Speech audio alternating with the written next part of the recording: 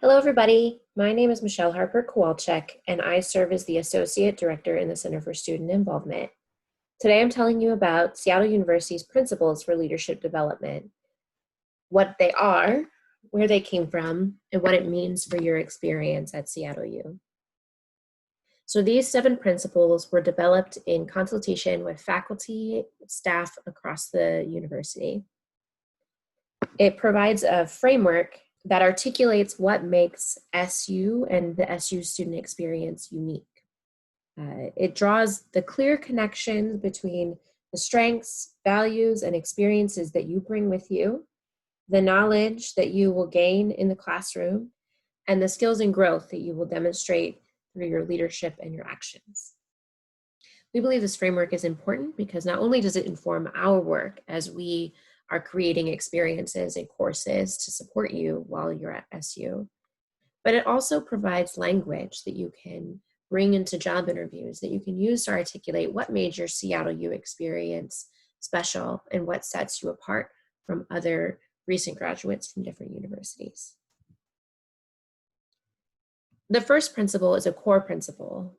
It is that leadership must be toward the common good. This is a value that we're seeking to cultivate in every Seattle University student.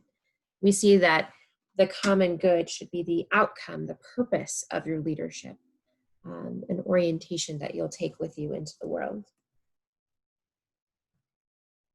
The second principle is that leadership is grounded in your personal values, spirituality, and integrity. While you are at SU, we will challenge you to discern those personal values, to interrogate and identify the source of those values in your life, whether it's something that you've experienced, something that's came from your culture or your family or your spiritual orientation.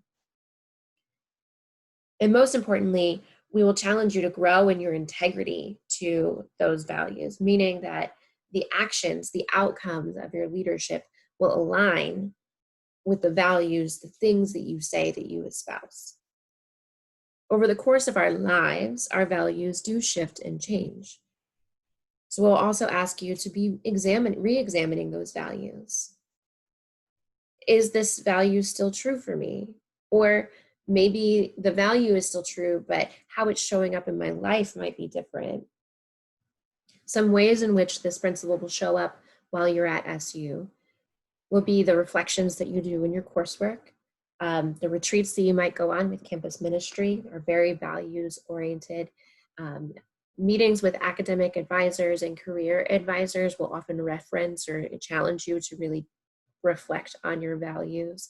Even our integrity formation process is about alignment between the values and principles that you as an individual or us as an institution hold and their alignment with your actions. The next principle is that leadership is shaped by personal identities and social location. We expect you to dig deeper into your identities and your social location for a few reasons.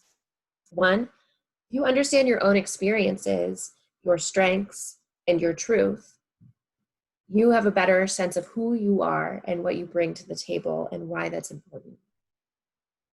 Second, to examine your personal social location, to identify privilege, to identify where your community is, your community cultural wealth, that will help you to become a stronger and more resilient and more nuanced leader. Leadership is committed to collective and relational practices. This principle honors the essential role of relationships and inclusion in leadership. It honors that every single member of your organization or your group is a leader and has the power to influence the direction and culture of your team. It also honors that every person has a voice and has meaningful contributions.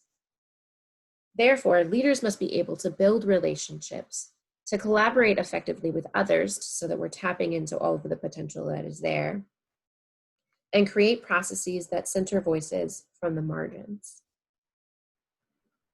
You can expect that this principle will show up in your coursework and that it's not necessarily enough to know how to complete a specific task, which we'll talk about in our next principle, but it's also how are you engaging with others while you do it. There will be a plethora of experiences of conferences, of events, and courses that you can take to dive into these concepts deeper.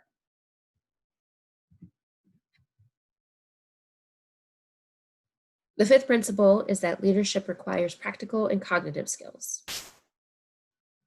We say that at the end of your time at SU, you should be adept in your respective field.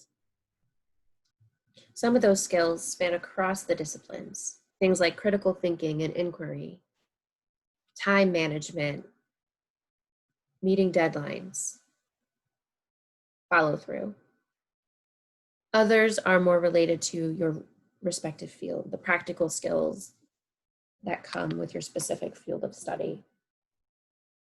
These practical and cognitive skills will increase your competency and clout as a leader. The first concentric circle is that leadership is practiced in context. There's a Jesuit ideal to create contemplatives in action. There's also the Ignatian pedagogical paradigm that you might hear about that focuses on marrying reflection and gaining experience and gaining knowledge with practicing it in the field. Practicing your skills in context is where you translate your learning into a real life space. You learn how to adapt your leadership style to meet the specific needs of the team and organization that you're working with. You gain resilience that comes only with practice and trying and failing and taking responsibility and trying again. While you're at SU, there'll be many opportunities to put your skills into practice. Some will take place in your coursework, practicums, internships. Some of this experience may come on the co-curricular side as a leader in one of our over 180 clubs and organizations on campus.